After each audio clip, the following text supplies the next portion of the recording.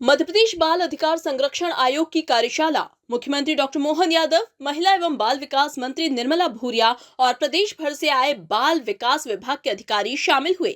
POCSO अधिनियम एवं किशोर अधिनियम पर आधारित कार्यक्रम का आयोजन किया गया। मुख्यमंत्री डॉक्टर मोहन यादव ने संबोधन के दौरान सभी को बधाई दी और कहा, हमारी सरकार बनने के बाद महिलाओं और बालिकाओं के साथ हो रहे अत्याचार में कमी आई है। सीएम मोहन यादव ने कहा, समाज में बच्चे और बालिकाएं सुरक्षित हैं, तभी तो हमारा भारत भारत है। उन्होंने रामायण का भी जिक्र किया और कहा, राम लक्ष्मण ने असुरों को मारा था पर उनके सैनिकों को नहीं मारा।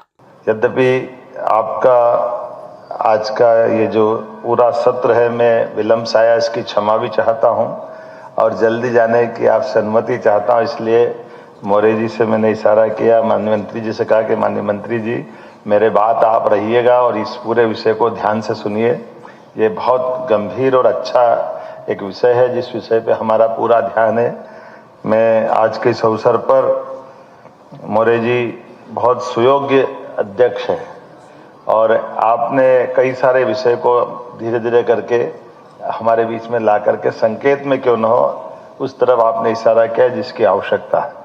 ये बात सही है कि हमारी सरकार को बनने के बाद हमने तुलनात्मक रूप से 23 की तुलना में 2024 में महिलाओं बालिकाओं में सामूहिक बलात्कार, छेड़छाड़, अनैतिक व्यवहार या इस प्रकार के अपहरणों या बाकी व्यवहारों में कमी आई है। मुझे इस बात का संतोष है। पिछला 1 साल पुराने की तुलना में हमने इसको कंट्रोल किया है। ये हमारी सरकार की जीरो टॉलरेंस की नीति का ही परिणाम है। लेकिन ये बात भी सत्य है कि अगर हम 2018 से 2024 के मध्य देखें तो सरकार की सख्ती भी हमारी तरफ से दिखाई देती है। मध्य प्रदेश वो राज्य था जिसने महिलाओं का, खासकर बच्चों का, इस प्रकार के अपराधों में मृत्युदंड का भी प्रावधान किया है और यही कारण है कि लगभग 48 प्रकरणों में मृत्युदंड के एक तरह से दंड से दंडित करने के न्यायालय द्वारा निर्णय पारित किए गए।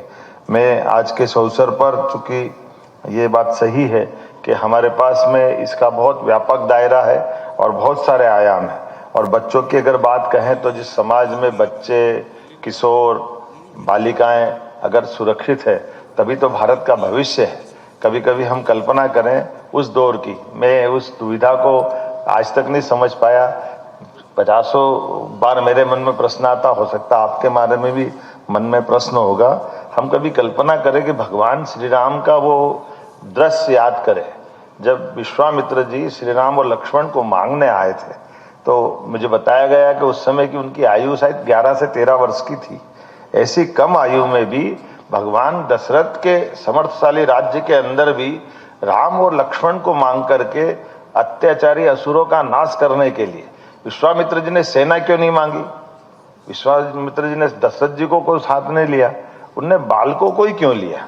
और हम सब देखते हैं कि वो जो उनका एक तरह से ये जो निर्णय है, ये निर्णय आज भी हम सबके लिए रहस्य भी है, लेकिन सच्चे अर्थों में रामायण बनने की शुरुआत भी वहीं से होती है जब वो राम लक्ष्मण को ले जाते हैं और जैसे बाल मन जिज्ञासु मन रहता है, वो पूछता है महाराज ये क्या है?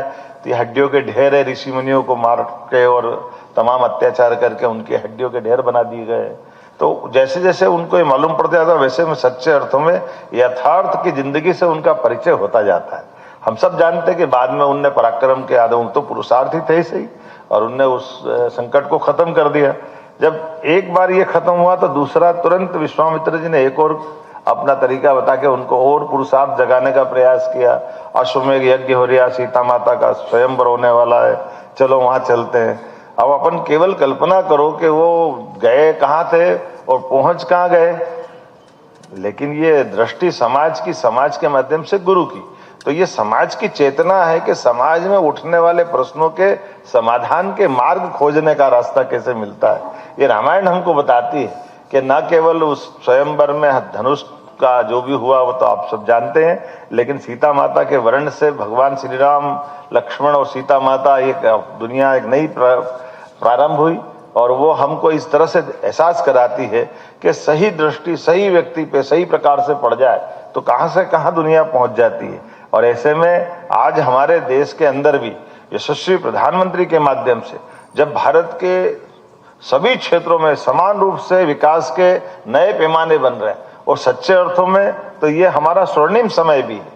और ये स्वर्णिम समय उस कारण से भी और महत्व का हो जाता है जब ये दुनिया का सबसे बड़ा गणतांत्रिक लोकतांत्रिक देश है, जहां अपने चुने हुए जनप्रतिनिधि के माध्यम से हमारा गरीब से गरीब व्यक्ति सबसे बड़े पद पे पहुंचता है। ये वर्तमान का भारत है, ये आनंद हमारे बीच में है।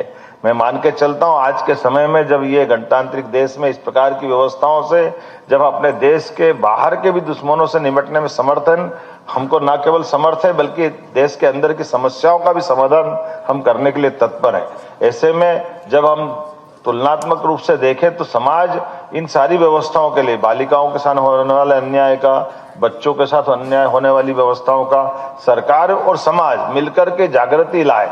और मैं मान के चलता हूं कि इसकी पूरी जवाबदारी तो आप ही की दी मोरे जी। आप जो बताओगे हम सब करने को तैयार होंगे, हमको कोई परेशानी नहीं।